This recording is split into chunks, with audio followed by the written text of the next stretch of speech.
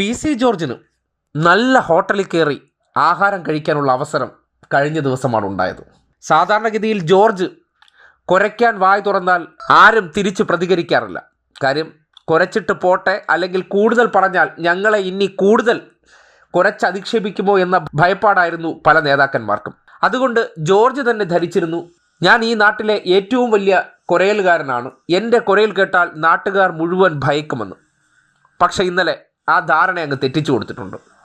പൊതുവേദിയിൽ കയറി നിലവിൽ പൂഞ്ഞാർ MLA താനാണെന്ന് സ്വയം ധരിച്ചുകൊണ്ട് PC ജോർജ് പതിവ് കുര നടത്തി.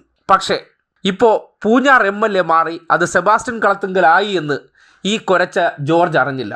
അങ്ങനെ ജോർജ് ഇന്നലെ ആദ്യമായിട്ട് ഒരു നല്ല ഹോട്ടലിൽ ചെന്ന് കയറി കുരയ്ക്കാൻ ശ്രമിച്ചു. വിവരമറിയുമെന്ന് പറഞ്ഞ് കേട്ടിട്ടുണ്ടോ? ഒന്ന് കണ്ടേ.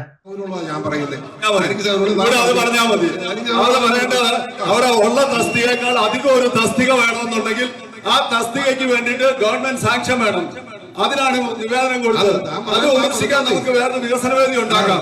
ഇത് ആശുപത്രിയുടെ ഉദ്ഘാടനം, ഇവിടെ അതിന്റെ കാര്യം പറഞ്ഞു പോകും കേട്ടോ.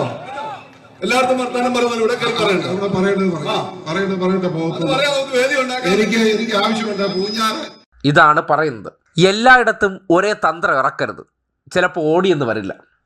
കോൺഗ്രസ്സുകാരെക്കുറിച്ചോ കേരള കോൺഗ്രസ്സുകാരെക്കുറിച്ചൊക്കെ മുമ്പ് ജോർജ് ഇതുപോലെയുള്ള കുരയൽ നടത്തുമ്പോൾ ജോർജിന് അവരെക്കുറിച്ചുള്ള പല കഥകളും അറിയാം. അല്ലെങ്കിൽ ജോർജിൻ്റെ ആ വിടുവായൻ നാവിൽ നിന്ന് എന്തെങ്കിലും അശ്ലീലം വിളിച്ചു പറയും. അത് കേൾക്കണ്ട എന്ന് കരുതുന്നിടത്ത് വളരെ കൃത്യമായിട്ട് ഇടതുപക്ഷത്തിൻ്റെ MLA ആയിട്ടുള്ള സെബാസ്റ്റ്യൻ കളത്തുങ്കൽ കയറി ഇടപെട്ടതിന് ശേഷം ഇവിടെ വന്ന് വാചകം അടിച്ചിട്ട് പോകാൻ പറ്റില്ല, ഇതെന്ത് വേദിയാണെന്ന് പറഞ്ഞ് മനസ്സിലാക്കി കൊടുക്കുമ്പോൾ ആ കുരയലിൻ്റെ ശക്തി അങ്ങ് നഷ്ടപ്പെടുന്ന സാഹചര്യം ഉണ്ടായി.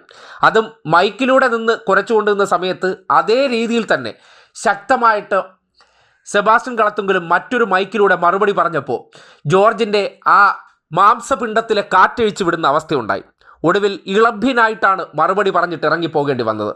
BJPയിൽ ചേർന്നു എന്ന് കരുതിക്കൊണ്ട് ഇവിടുത്തെ നാട്ടിലെ ആൾക്കാരെ തോളിക്കയറാമെന്നോ MLAയുടെ തോളിക്കയറാനുള്ള ലൈസൻസ് ഉണ്ടെന്നോ അല്ലെങ്കിൽ നാട്ടിലെ പ്രമാണിയാണെന്നുള്ള ഒരു പഴയ അൽസേഷൻ മൈൻഡ് വെച്ചിട്ടാണ് ഈ രീതിയിൽ ഡയലോഗ് അടിക്കാൻ ശ്രമിച്ചത്. പക്ഷേ പാണ്ഡൻ നായുടെ പല്ലിന് ശൗര്യം പണ്ടേ പോലെ ഫലിക്കുന്നില്ല എന്ന് പറഞ്ഞ് കേട്ടിട്ടില്ലേ? നാട്ടുകാർക്കിപ്പോൾ ഒരു വിലയില്ല. ആ അവസ്ഥയിലേക്ക് കൂപ്പ് കുത്തിയിട്ടുണ്ട്. സംഘി ആലയത്തിനകത്ത് കിടന്ന് കുരച്ചാൽ അവരെങ്കിലും കേൾക്കും. പുറത്തിറങ്ങി കുരച്ചു കഴിഞ്ഞാൽ ഉള്ള പല്ലുകൂടി പോയി കിട്ടുന്ന അവസ്ഥയുണ്ടാകുമെന്നുള്ള ശക്തമായ സന്ദേശമാണ് ഇന്നലെ MLA കൊടുത്തത്. ആ MLAയുടെ മറുപടിയോടുകൂടി ഷോ കാണിക്കാനിറങ്ങിയ ജോർജ് വാലും താഴ്ത്തി പോകുന്ന കാഴ്ച കാണാനിടയായി. ഇനിയെങ്കിലും മനസ്സിലാക്കുക, കാലം മാറി, കഥ മാറി. പഴയ വിളച്ചിലെടുക്കാമെന്ന് കരുതിയാൽ ജോർജിനിപ്പോൾ ആ തടിയും കൂടി കേടാകുന്ന അവസ്ഥയുണ്ടാകും. ഇപ്പോൾ തന്നെ പല കേസുകളിൽപ്പെട്ട് ഇറിവിയിരിക്കുകയാണ്.